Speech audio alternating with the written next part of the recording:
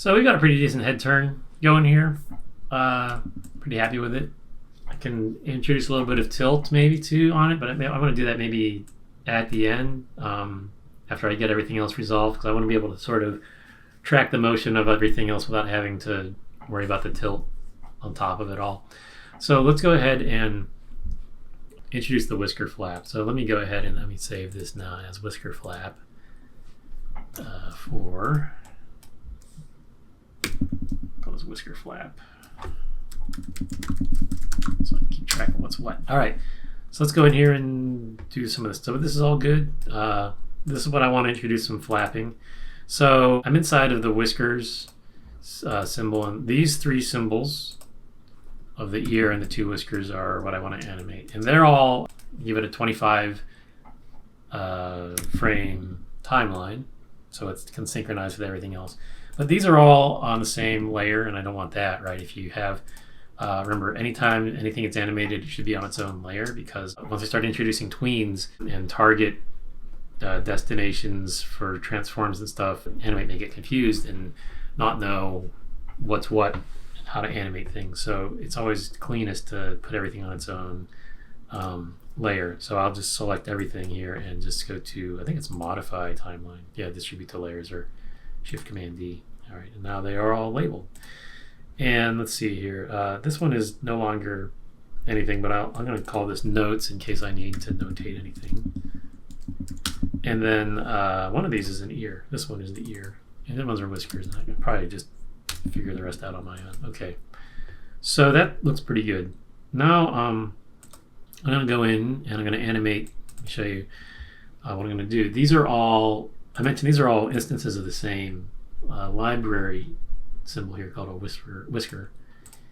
If I go into the double click on this one and tweak it, this is what I want to do, right? I want to animate this kind of action. So I just have to create all these different frames, and I'll do this with Shape Tweens. So where was I? I kind of broke everything there. So it's getting fancy there. So I want to Shape Tween this so I can morph it or change the silhouette or distort it or deform it, and not transform it. Remember, transforms are for symbols, deforms are for shapes. Aha, you may say, but I'm inside of a symbol, and didn't you just say symbols don't deform? And let me just clarify. I'm actually, yes, I am inside of a symbol, but this is a shape, and I know because when I click on it, it's highlighted with this white highlight effect, and the properties tell me it's a shape. So once again, I can have shapes nested within symbols, and I can have symbols nested within symbols. Remember, I had mentioned that a symbol is almost like its own discrete stage with its own timeline and everything. So just be aware. I don't know, the more I repeat it, it may just get more confusing, but you have things nested within things. So this is a shape inside of a symbol. I can't double click on this and go any further inside of it, right? It's a shape. I'm at the sort of the end of the editing hierarchy, I guess you could say. So this will be animated using a Shape Tween. So this shape looks pretty good. I basically just want to flip it, and I'll give myself maybe what, 9, 10, 12 frames. And 12 seems like a lot. Let's try 9. 9 frames to go and kind of flap the other way, and just basically just take this and see how it's lined up. It's almost at the bottom edge, this top ear, and just kind of go the same way with it. And I can turn my onion scan and get a better visual for how to mirror this. Like that. Okay, pretty happy with that. So I just need to Shape Tween it. And I can just say create Shape Tween. So I will do that. And I get it turns inside out. And sometimes this happens, and Animate gets confused and can't figure out what's what. So you can fix this easy enough. There's actually a built-in function here. It's like putting little tracking locators on these points of a shape so that it can know where it starts and where it ends. So let me turn on my snappings. I think it's already on. Okay. So I'm going to go to, I think it's modify shape, and then add a shape hint. And it's Shift Control H will do it. And it's hard to see here because I zoom in and I lose it immediately. But it was like a little letter A inside of a red dot. And now if I want to get it back, I think I have to add another one to get another one in there. So it's there. And so they're there. They're hard to see, but it's A, B, and I'll need 3 of them, so I'll just add one more for C. And you want to put them, usually the best, most success is if you put them like on a corner. And my snapping is on actually, so you can see it kind of like, it'll snap to the line and it'll like really snap to the corner there. So just through experience, you have the most success if you start on the lower, I think it's the lower right, and then you work your way counterclockwise around the perimeter. Pretty sure that's it. Lower left? No, I think it's lower right. Anyways, if you start on the one of the lower corners and go counterclockwise, you'll probably have the most success with placing hints and hints being tracked. So I have the hints placed on my sort of my initial keyframe, and then I just jump to my target keyframe, and I just put them in the same relative place. And they'll be red, and then as soon as they kind of pair up with their partner, they'll turn green, which tells you that like it knows how to track them. So now it should be pretty good. So it does actually, it morphs from one to the next without turning inside out or whatever.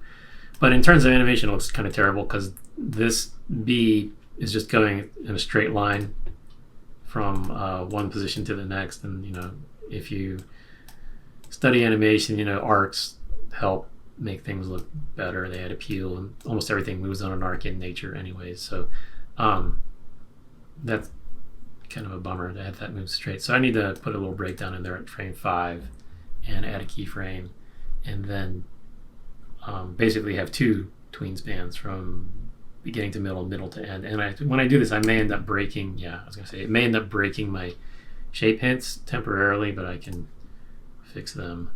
So I'm going to expand that out so it's on a little bit more of an arc.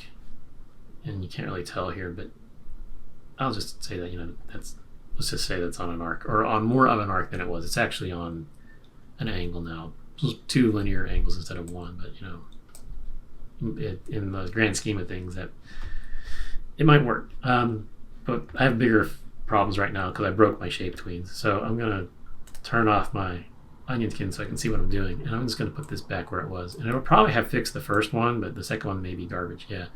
So now what do? I go to shape hints again. Shape hints only work on a single span, meaning one tween span between 2 keyframes, so 1 arrow. So these shape hints are working from here to here, but there are no shape hints from here to here, which is why it's turning inside out again. So I need to do it again. I need to add more shape hints. Boom, boom, boom. Oh, one too many. Get rid of that one. These are showing up because these are the end. These are the target hints from the prior span. So this one's going to have 2 sets at the beginning. So this one's going to have C, B, and A, and this one's going to also, and that should help. Let's see. All right. So that's pretty good. If I look at this, it's not really an arc. It's like a thing with a point.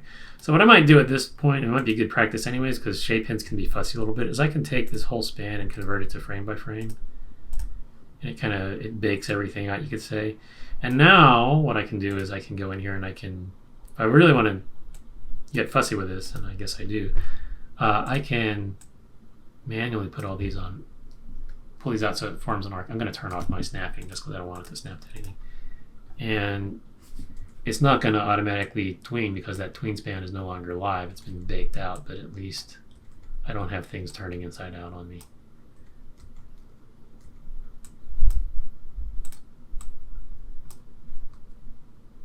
And that's better. More of an arc.